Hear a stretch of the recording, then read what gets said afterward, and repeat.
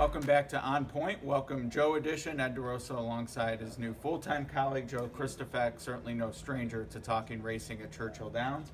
Joe, welcome to the TwinSpires office. Yeah, it's great to be here. Nice comfy couch. I'm ready to talk some racing. Me too, yeah. We'll hopefully have many guests on the couch throughout the year as we head toward the Breeders' Cup Classic and a big prep on the trail to the Breeders' Cup this weekend with the Whtiney Stakes at Saratoga. And I don't know about you, I know we'll hear from Scott. I'm against the two favorites, he is. How about you? Yeah, it's a tough race to try to be against the favorite because he just smoked everybody. The last time they ran in the Suburban, Diversifier set a really fast pace. He ran the field off their feet. The rest of the horses behind him were struggling. He wasn't supposed to go in this race, right? It was kind of an afterthought. He's going to be the favorite. I'm not sure how low he's going to go, so I'm going to need to do a little bit of price shopping. But if Diversify runs the way he ran last time, he's going to be tough to beat. Yeah, you mentioned one thing I don't love about him at a shortish price, and that's they weren't necessarily targeting this race. And then he shows up in it. I'm a little curious about that, number one. Number two, he is high weight, 124 pounds, by virtue of that recent stakes win. He's giving Mind Your Biscuit 7 pounds. I think that's interesting. I do wonder if, looking at the way the schedule's laid out, if they want to run in the Jockey Club Gold Cup, which is 1.25 miles, which he knows he did well at in the Suburban, this race makes a lot more sense than the Woodward. So, I don't know. At a short price, I just think there's others that look more poised in this spot. He seems like he's training well. Delmore's got a little bit of speed. I don't see a ton of steam in here. He's not going to go 46 and change to the half like Diversify is capable of doing.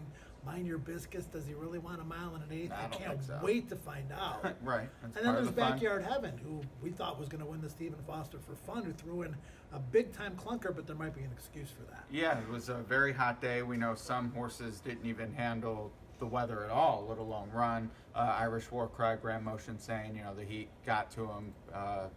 Certainly an excuse for Backyard Heaven as well. His price, 9-2. I love him. It wouldn't shock me if he ends up favored, though. Yeah, it'll be interesting. I think Diversify is going to be the favorite. That last race came back really fast. Right. People bet horses that run fast.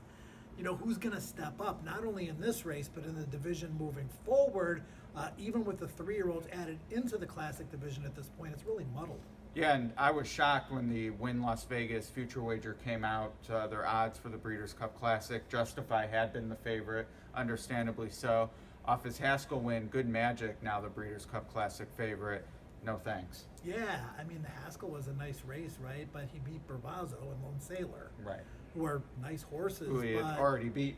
We already sort of knew that he was better than them. I don't really know what we learned from the Haskell. Certainly not that he's a 20% winner of the Classic against older horses who just seem better at this point. Does Good Magic take the next step forward? I think we've pretty much seen what he can do. I don't know if he's got that another big step forward in him, but I don't know who in the division, the 3-year-olds or the older horses at this point, does.